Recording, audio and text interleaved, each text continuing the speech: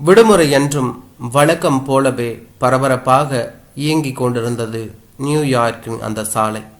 வாகனத்தின் இரைச்சல்கள் சுவர்கோழி போல ஓயாமல் ரீங்காரமிட்டு கொண்டிருந்தன. அருணுக்கு மெல்ல விழிப்பு வந்தது. கண்ணை திறக்க விருப்பமில்லாமல் மெதுவாக திறந்தான். நேரம் 10 தாண்டி 11 நோக்கி சென்று கொண்டிருந்தது என்று தான் சொல்ல வேண்டும். என் செல்லக்குட்டி எழுந்திரிடா என்று அம்மாவின் கொஞ்சலும் கெஞ்சலும் கலந்து வரும் சொற்கள், கூ கூ என்று ஏதோ ஒரு மரத்திலிருந்து கூவும் குயிலின் ஓசை, எப்போதும் ஆற தழுப்பிக் கொள்ளும் கிராமத்து காற்று. என்னடா சௌக்கியமா என்று வீதிக்கு வீதி நலம் விசாரிக்கும் உறவுகள், நண்பர்களோடு சினிமா, விளையாட்டு என ஊர் சுற்றும் நேரங்கள் என எல்லாவற்றையும் விட்டுவிட்டு தனிமைகள் என்ன ஒரு வாழ்க்கை. அவனது நினைவலைகள் பின்னோக்கி சென்றன என்றுதான் சொல்ல வேண்டும். தேவைக்கேற்ற பணத்தை இந்தியாவிலேயே சம்பாதித்தாலும் வெளிநாட்டில் வேலை பார்ப்பதை ஒரு பெருமையாக கருதும் சிறுமைத்தனமும் மென்மேலும் பணம் சேர்க்க வேண்டும் என்னும் வெறியும் தான் அவன் வேலைக்காக அமெரிக்கா வர காரணமாயிற்று. வீட்டில் இருப்பவர்கள் எவ்வளவோ சொல்லியும் பார்த்தார்கள். எதையும் அவன் கேட்க மறுத்து விட்டான். அவனது எண்ணம் எல்லாம் பணம், வெளிநாட்டு மோகம் இதில் மட்டுமே இருந்தது என்றுதான் சொல்ல வேண்டும். ஆரம்ப காலத்தில் அவனுக்கு இவ்வாழ்க்கை இனிப்பாக தான் இருந்தது. ஆனால் போக போக தனிமையும் வெறுமையும் அவனை ஆக்கிரமிக்க தொடங்கின. மதுவும் மாதவும் புகையும் அவன் வெறுமையை நிரப்பின. விடுமுறையே இல்லாமல் எல்லா நாளும் அலுவலகம் செல்ல வேண்டி இருந்தது. தங்கை கல்யாணம் முடிந்த கையோடு வந்தவன். தங்கையின் குழந்தை பிறப்பு, அவன் அப்பத்தாவின் சாவு, மாமன் மகன் திருமணம் என எந்த சுப துக்க காரியத்திற்கும் செல்ல முடியவில்லை. வேலை அவனை தேவதையாக அரவணைத்து அரக்கியாக மாறியிருந்தது. எல்லா தொழிற்சாலையும் அலுவலகங்களும் உயிரை முற்றிலுமாக உறிந்து உடலை சக்கையாக துப்புபவைதான். வெகு நாள் கழித்து இன்றுதான் விடுமுறை கிடைத்தது என்றுதான் சொல்ல வேண்டும். அருணுக்கு மனம் எதிலும் லயிக்கவில்லை.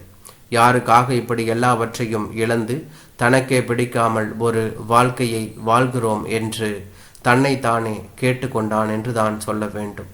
தன்னைத்தானே தோண்டி பார்க்கும் போதுதான் தனக்குள் இருக்கும் குப்பைகள் எல்லாம் வெளியே சென்று புதைந்து இருக்கும் வைரங்கள் வெளிவரும். எது எப்படியாயினும் அடுத்த வாரம் ஊருக்கு செல்வதென முடிவெடுத்தான். அடுத்த நாள் அலுவலகம் சென்றதும் விடுப்பு விண்ணப்பத்தை சமர்ப்பித்தான். ஆனால் அவன் விடுப்பு எடுப்பதை யாரும் அனுமதிக்கவில்லை என்றுதான் சொல்ல வேண்டும்.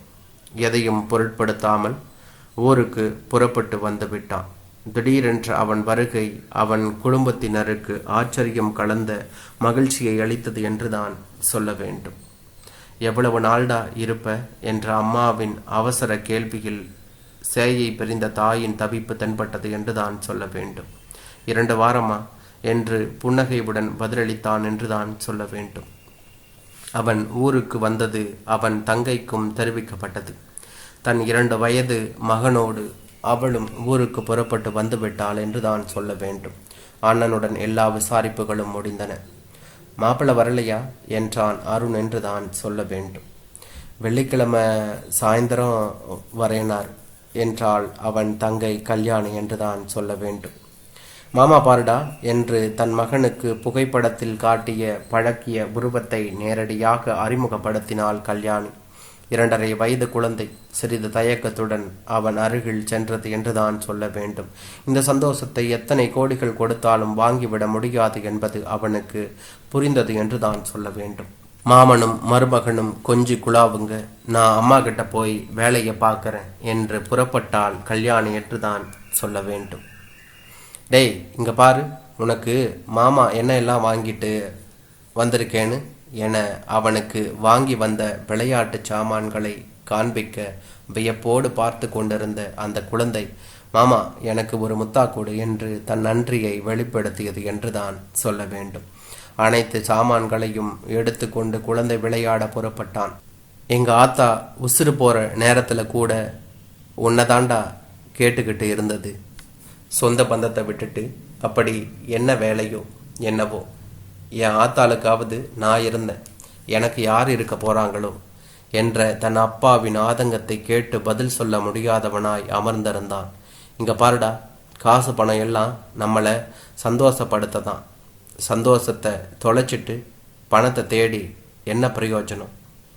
எங்கள் கடைசி மூச்சு இருக்கிற வரைக்குமாவது இங்கே இருடா, நம்ம பட்டணம்னா பொழுது விடிஞ்சா வந்துடலாம் என்று தன் மகனின் கையை பிடித்து கொண்டு சொன்னார் என்று தான் சொல்ல வேண்டும். அவரது கரங்களின் இறுக்கம் அவன் மனதின் இறுக்கத்தை கரைத்து கொண்டிருந்தது என்று தான் சொல்ல வேண்டும். அப்பா, நான் தோட்டம் வரைக்கும் போயிட்டு வரேன் என்று தற்காலிகமாக விடை பெற்றான் அருண் என்று தான் சொல்ல வேண்டும். அங்கு அவன் தங்கையின் குழந்தை அழுது கொண்டிருந்தது என்று தான் சொல்ல வேண்டும்.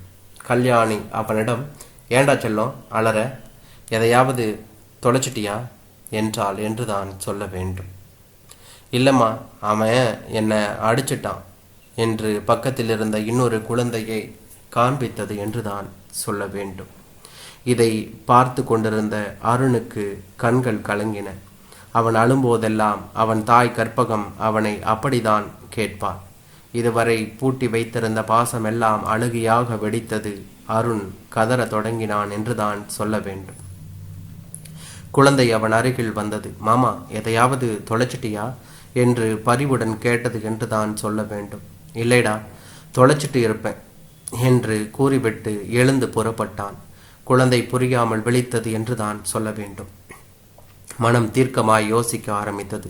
நேராக சென்று இணையதளத்தில் சென்னையில் உள்ள அனைத்து வேலை வாய்ப்புகளுக்கும் பதிவு செய்தான். அதே சமயம் மின்னஞ்சலில் அமெரிக்காவில் உள்ள தன் பழைய அலுவலகத்திற்கு ராஜினாமா கடிதத்தையும் அனுப்பி வைத்தான் என்று தான் சொல்ல வேண்டும். கிடைப்பதை பெற்றுக்கொள்ள வாழ்க்கை ஒன்றும் பிச்சை இல்லை. நமக்கு என்ன வேண்டும் என்பதை நாம் தாம் தீர்மானிக்க வேண்டும். அருண் முற்றிலும் தெளிவடைந்தான் என்று தான் சொல்ல வேண்டும். வீட்டில் அம்மா வீட்டு முற்றத்தில் அமர்ந்திருந்தாள். அம்மா, இனிமேல் நான் உன்னை விட்டு எங்கேயும் போக போகிறது இல்லை. இங்கேயே தான் வேலை செய்ய போகிறேன். காலை நீட்டு, உன் மடியில் கொஞ்ச நேரம் படுத்துக்கிறேன் என்றவன் அவள் காலை நீட்டினாள். தாயின் கருவறையில் தூங்குவதிலும் மடியினில் சோகம் தொலைப்பதிலும் தான் எத்தனை ஆனந்தம் என்று தான் சொல்ல வேண்டும். உன்னை பிரிஞ்சு எத்தனை நாள் தெரியுமா அழுதுருக்கேன். யாருமே இல்லாமல் ஒரு அனாதை மாதிரி இருந்ததுமா வாழ்க்கை. ஆனால் எல்லாமே நீ பக்கத்தில் இருக்கும்போது பொடி பொடியாக போயிடுதுமா. தெய்வத்தை எல்லா இடத்திற்கும் கூடவே கூட்டிக்கிட்டு போக முடியாது. தெய்வம் இருக்கிற இடத்திற்கு தான் நாம தான் போய் பார்க்கணும். நீதாமா என் தெய்வம். அதான் உன்னை பார்க்க வந்துட்டேன். இனிமேல் உன் கூடவே இருப்பேன் என்று சொன்னான் அருண் என்று தான் சொல்ல வேண்டும். கற்பகத்தின் கண்ணீர் அவன் கன்னங்களை நனைத்தது. தேம்பி அழ நினைத்தவன் தாயின் கரங்களை இறுக பற்றி கொண்டு மௌனமாக அழ ஆரம்பித்தான். என்னடா சின்ன குழந்தை மாதிரி என்று அருணின் கண்ணீரை துடைத்து விட்டால் கற்பகம் என்றுதான் சொல்ல வேண்டும். தொலைந்து போன எல்லாமும் கிடைத்து விட்டது போலோர் பிரமிப்பு அருணுக்கு. அந்த பிரமிப்பில் உலகம் யாவையும் மறந்து மழலையாக தாயின் மடியில் உறங்க ஆரம்பித்தான் என்றான்.